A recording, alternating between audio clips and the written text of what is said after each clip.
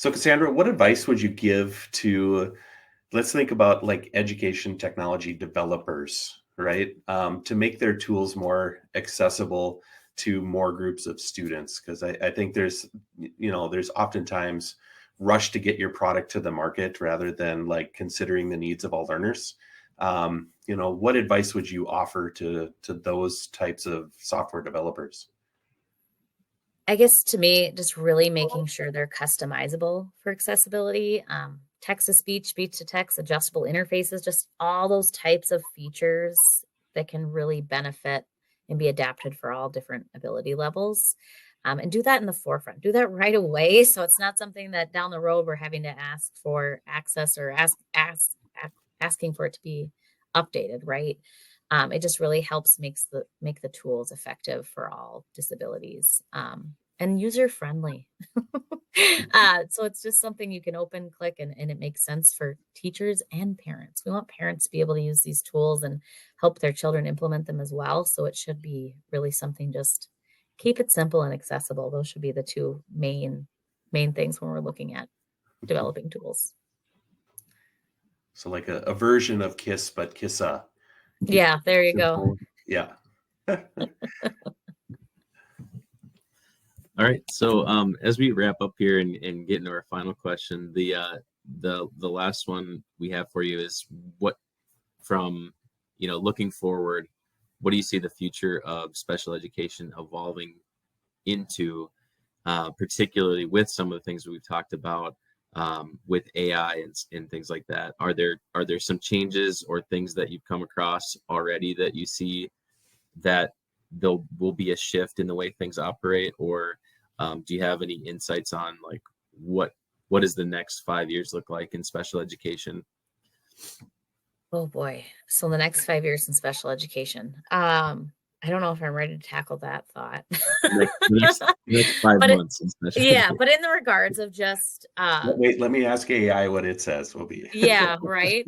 Uh just in regards to just technology and special education, I think of how far we've come in just advancements in technology all around and how it's been supporting and benefiting students. And I just think we'll start to see and continue to see just more personalized learning experiences, more ways to adapt to individual student need and to really support them not only as students but as adults and in their everyday life. It's exciting not only with, say, how far we've come with like speech generating devices.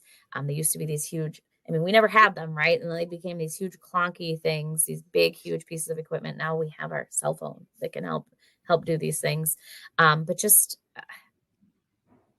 how teachers are using and helping students learn and use different type of devices and different things of technology is exciting. And I think it's just going to continue create more opportunities for that independence, and empowerment for students and just success. And we're going to see more independent adults with disabilities out there in the world being able to, navigate the challenges that we encounter in everyday society. And I think that's exciting that they're going to continue to have more tools to help support that. Well, Cassandra, we've really appreciated the time that you've been able to spend with us and the sharing of your expertise. Before we go, do you have any resources that would be beneficial, you think, for viewers to be able to take a look at, especially if they're looking for more information or if they have questions about things? Yeah, I'd just like to highlight two things. Is just within the Southwest Essential Service Co-op, we have a page on our website all about what we do in special education. All of the upcoming professional development that's related to special ed is on the right. I mentioned those community of practices for different disability areas. We also have coming up in August, we have 3 very large paraprofessional conferences that we collaborate across divisions at SWC on, and great opportunities for paras to come and get training and all different things. Registration should be open within the next week or so. And then also the other thing I would like to highlight is our Minnesota Low Incidence Projects page. If you're working with any students with a low incidence disability and you're looking for resources or training or just like someone to connect with and discuss things going on, that's a great page to look at. There's a wealth of information, a wealth of resources on there. So I'd like to highlight those.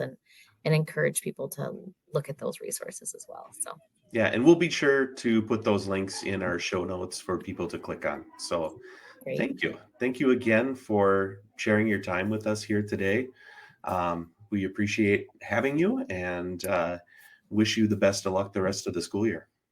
Thank you. I really appreciate you guys inviting me to be on and to share a little bit about what I do and what we do in special education. And it's exciting to see more and more opportunities to collaborate and more opportunities to just do things that are great for our students. So Thanks, Cassandra.